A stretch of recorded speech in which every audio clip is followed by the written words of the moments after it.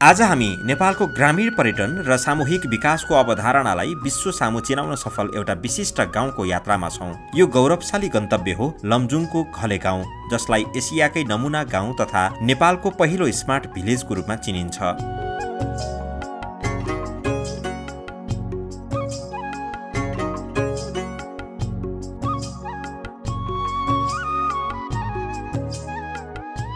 सामाजिक, शैक्षिक, आर्थिक र राजनैतिक रूपमा पछि परेको सिन्धुपाल्चोकको जुगल गाउँपालिकाको वडा नम्बर 6 स्थित हगाम गाउँलाई विगत केही वर्षदेखि एक समृद्ध गाउँमा रूपान्तरण गर्नका लागि सम्पूर्ण हगामवासी गर्न सक्छौं, गरे हुन्छ, गरी हेरौं भन्ने नारालाई आत्मसात गर्दै एक महान संकल्पका साथ अगाडि बढ्दै आएका छन्। राजधानीबाट करिब 100 किलोमिटर टाढा रहेको हगाम गाउँलाई पर्यटकीय दृष्टिकोणबाट समृद्ध गाउँ निर्माण गर्ने मूल उद्देश्य अनुरूप विभिन्न गतिविधि गर्दै आएको छ र यसै सन्दर्भमा जुगल गाउँपालिकाको आर्थिक सहयोगमा नेपालको पहिलो स्मार्ट भिलेज घले गाउँको अध्ययन, अवलोकन र भ्रमण कार्यक्रम सम्पन्न गरिएको हो। यही मिति 2082 असोज 23 गते बिहान ठिक 8 बजे काठमाडौँबाट हाम्रो अध्ययन, अवलोकन तथा भ्रमण यात्रा आरम्भ भयो। थानकोट, डुम्रे, बेसी सहर हुँदै हाम्रो लामो र रोमाञ्चक यात्राको गन्तव्य थियो अन्नपूर्ण संरक्षण क्षेत्रमा अवस्थित रमणीय घले गाउँ। 12 घण्टा लामो यात्रापछि बेलुकी 8 बजे हामी समुद्री सतहबाट करिब 2100 मिटर उचाइमा रहेको घले गाउँमा पुग्यौं। हाम्रो स्वागतमा ग्रामीण घले गाउँ पर्यटन विकास समितिका सदस्यहरू परम्परागत वेशभूषामा सजिएर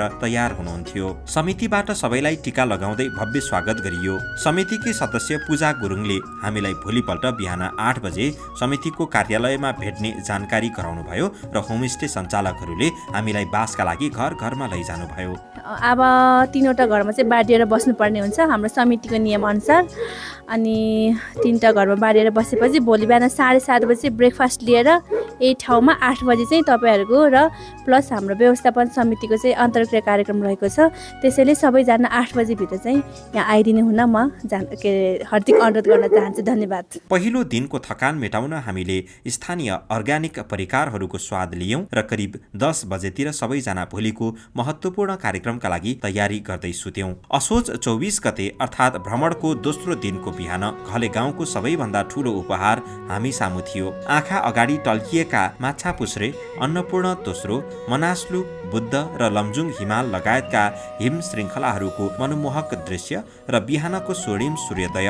बिहान 7:30 बजे घर घरमा अर्ग्यानिक खाजा खाएपछि हामी सबै 8 बजे समितिको कार्यालयमा भेला भयौं। हाम्रो प्रोग्राम रहेको छ समाजवादी गाउँ, अर्थात् हाम्रो भाषामा चाहिँ हिल सेङ्दे, हिल भनेको त्यो ठाउँ हो, सेङ्दे भन्छ निर्माण गर्ने, त्यो अभियानमा लागेको छ। त्यो सन्दर्भमा हामी यहाँ छौँ।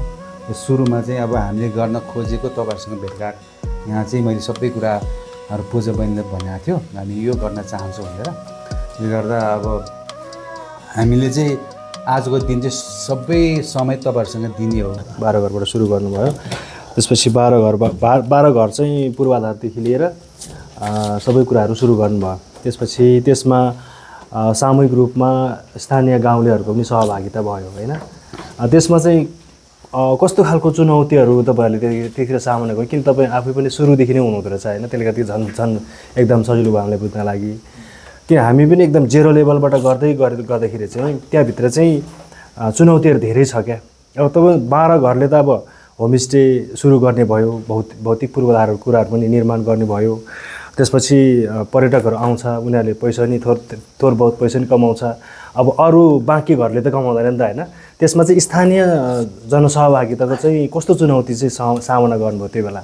औपचारिक अन्तर्क्रिया कार्यक्रममा कोला सोथर गाउँपालिका 3 का वडा अध्यक्ष असबिर गुरुङ, घले गाउँ पर्यटन व्यवस्थापन समितिका उपाध्यक्ष मुक बहादुर गुरुङ, घले गाउँ सञ्चालन समितिका अध्यक्ष हर्क बहादुर गुरुङ, पर्यटन व्यवस्थापन समितिका सदस्यहरू दीपक गुरुङ, पदमराज गुरुङ, कार्यालय सचिव दीर्घ घले तथा कार्यालय कर्मचारी पूजा गुरुङ सहभागी हुनुहुन्थ्यो। उहाँहरूलाई हामीले हाम्रो भ्रमणको उद्देश्यबारे जानकारी गराएपछि वडा अध्यक्ष तथा घले गाउँ पर्यटन व्यवस्थापन समितिका संस्थापक अध्यक्षले 2057 सालदेखि घले गाउँको विकासका लागि गरिएका समग्र प्रयासहरू र त्यहाँ भएका असल अभ्यासहरूको भेली विस्तारमा वर्णन गर्नुभयो। करिब 4 घण्टा लामो यस गहन अन्तर्क्रिया कार्यक्रममा सामूहिक विकासको मर्मलाई नजिकबाट बुझ्ने अवसर मिल्यो। दिउँसोको खानापछि समितिको निर्णय अनुसार कार्यालय सचिव दीर्घ घलेको कुशल गाइडमा हामी गाउँ वरपरका सबै पर्यटकीय स्थलहरूको अवलोकनमा निस्क्यौं।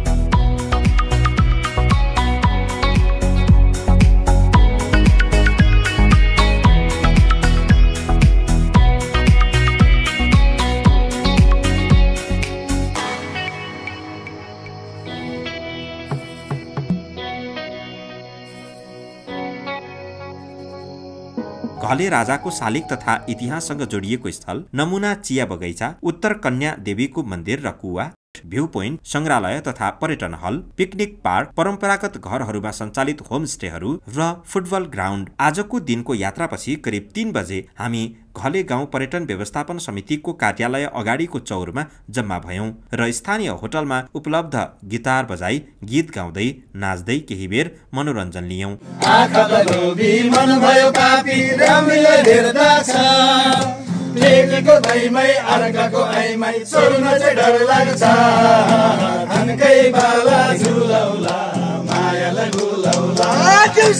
बेलुकी 7 बजे खाना खाएपछि आजको मुख्य आकर्षण सांस्कृतिक कार्यक्रममा सहभागी हुने तयारी भयो। 8 बजे हामी सांस्कृतिक कार्यक्रम हल तथा पर्यटन हलमा जम्मा भयौं। संस्कृति समितिको 12 जना टोलीले गुरुङ भेषभूषामा निकै राम्रो सन्देशमूलक नृत्य प्रस्तुत गरे।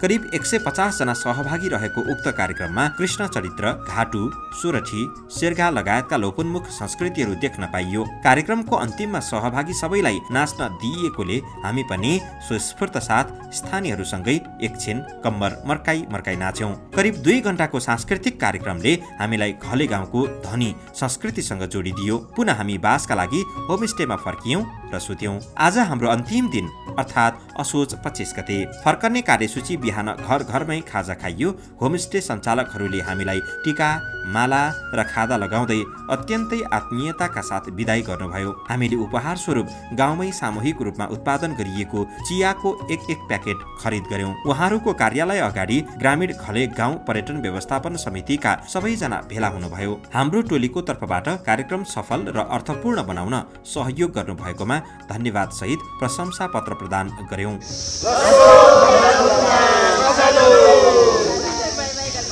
सबैले विदाईको हात हल्लाउँदै हामी बिहान ठिक 9:30 बजे घले गाउँबाट विदा भयौं। घले गाउँ चाहिँ एकदमै पर्यटकीय क्षेत्र छ अरे, हाम्रै जस्तो गाउँ छ अरे त्यहाँ भनेर जसरी हामीले त्यहाँसम्म सुन्नमा आयो, चिन्नमा आयो, अनि त्यो उद्देश्यले हामीले पनि हाम्रो गाउँमा नै किन नगर्ने त, हामी पनि गर्नुपर्छ, हाम्रो पनि धेरै सम्भावनाहरू रहेको छ भन्ने हिसाबले यहाँ जुन अध्ययन र अवलोकन गर्न आएको थियो त्यो एकदमै सोचे भन्दा अझ राम्रो हाम्रो चाहिँ यहाँ हामीले पायौँ। घले गाउँका असल अभ्यासहरू: 1. एकता र सहकार्य। सिङ्गो गाउँमा आपसी सम्मान, सहयोग र सामाजिक एकता प्राप्त भयो। 2. सामूहिक निर्णय प्रक्रिया। विकासका सबै निर्णयहरू समुदायको साझा छलफल र सहमतिमा आधारित थिए। 3. संस्थागत संरचना र सञ्चालन प्रणाली, गाउँ सञ्चालन समिति, पर्यटन विकास समिति, संस्कृति समिति लगायतका संस्थाहरूको सक्रियता र समन्वय। 4. दैनिक सरसफाई र स्वच्छता, घरदेखि सार्वजनिक स्थलसम्म दैनिक सरसफाई र फोहोर व्यवस्थापनको उत्कृष्ट नमुना। र 5. सामूहिक लगानीको अभ्यास, कृषि, उद्योग र पूर्वाधार विकासमा समुदायको साझा लगानी। यी असल अभ्यासहरूले नै घले गाउँलाई सार्क राष्ट्रकै नमुना गाउँ र नेपालको पहिलो स्मार्ट भिलेज तथा सुखी गाउँको रूपमा परिचित गराएको रहेछ।